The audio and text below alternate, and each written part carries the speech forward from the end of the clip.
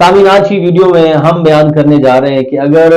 روزے کی حالت میں احتلام ہو جائے تو کیا روزے کا کیا حکم ہوگا؟ روزہ ٹوٹے گا یا روزے کو پورا کرنا پڑے گا؟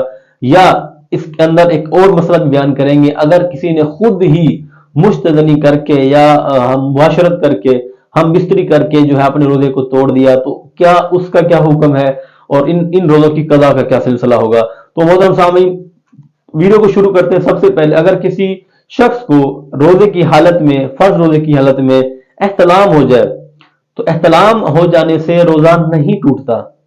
اگر احتلام ہو جائے، اس میں آپ کا کوئی عمل دخل نہیں ہے،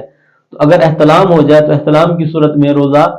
نہیں فاسد ہوتا، روزہ نہیں ٹوٹتا، آپ کو اپنا روزہ پورا کرنا ہوگا، لیکن آپ نے غسل فوراً کرنا ہوگا۔ تو غسل کا طریقہ کار یہ ہوگا کہ جب آپ کو احتلام ہو جائے، جو عام روٹین میں آپ غسل کرتے ہیں، اس غسل میں آپ کو 3 مرتبہ کلی کرتے ہوئے آپ کو غرغرہ بھی کرنا ہوتا ہے، آپ کے حلق تک پانی آپ کو پہنچانا ضروری ہوتا ہے۔ لیکن جب ماہ رمضان میں آپ کو یہ مسئلہ ہوا، اب آپ غسل کر رہے ہیں، تو اس غسل کے درمیان آپ کلی تو کریں گے لیکن آپ غرغرہ نہیں کریں گے، آپ حلق تک پانی نہیں پہنچائیں گے۔ اگر آپ نے غرغرہ کر لیا تو پانی حلق میں داخل ہو جائے گا اور روزہ جو ہے وہ ٹوٹ جائے گا، فاسد ہو جائے گا۔ اسی طرح اگر آپ جب عام روٹین میں جب غسل کرتے ہیں، 3 مرتبہ کلی کرتے ہیں، کلی کرتے وقت آپ کو غرغرہ بھی کرنا ہوتا ہے، حلق تک پانی بھی پہنچانا ہوتا ہے۔ اسی طرح جب عام روٹین میں آپ غسل کرتے ہیں، دوسرا فرض غسل کا یہ ہے کہ آپ 3 مرتبہ ناک میں پانی چڑھاتے ہیں، اور اتنی مقدار میں اوپر آپ پانی چڑھاتے ہیں کہ نرم ہڈی تک پانی پہنچانا ضروری ہوتا ہے۔ لیکن جب ماہ رمضان کے روزے کی حالت میں جب آپ غسل کریں گے تو آپ 3 مرتبہ ناک میں پانی تو چڑھائیں گے لیکن پانی اوپر کھینچ نرم ہڈی تک پہنچانے کی کوشش نہیں کریں گے، کیونکہ جب آپ نے ہتھیلی میں پانی لیا اور جب اس کو آپ نے سانس کے ذریعے اوپر کھینچا تو وہ پانی دماغ میں جائے گا، اور دماغ میں چلا گیا تو وہ حلق میں پانی آئے گا، اس وجہ سے آپ کا روزہ جو ہے وہ ٹوٹ جائے گا۔ تو جب غسل کریں تو غسل کرتے وقت صرف 3 مرتبہ کلی کریں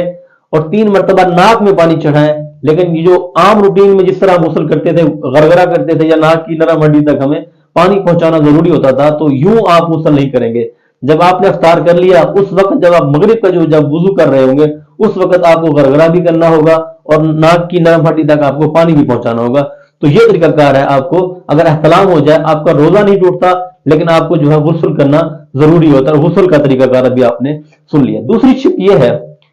اگر کسی روزہ دار نے رمضان کے روزے کی حالت میں مشت زنی کر لی اور یا پھر اپنی گھر والی کے ساتھ، اپنی زوجہ کے ساتھ ہم بستری کر لی، تو اس کا روزہ جو ہے بالکل فاسد ہو جائے گا۔ اگر روزہ دار ہونا یاد تھا، ماہ رمضان کا روزہ دار ہونا یاد تھا، اور اس حالت میں اس نے مباشرت کر لی، مشت زنی کر لی، یعنی اپنے اوپر کسی بھی طریقے سے غسل کو فرض کر لیا، تو ان تمام صورتوں کے اندر اس کا روزہ جو ہے وہ فاسد ہو جائے گا، اور اس روزے کی اس کو قضا کرنا بھی ضروری ہوگی۔ اللہ تبارک و تعالی ہم سب کو دین اسلام پر عمل کرنے کی توفیق عطا فرمائے۔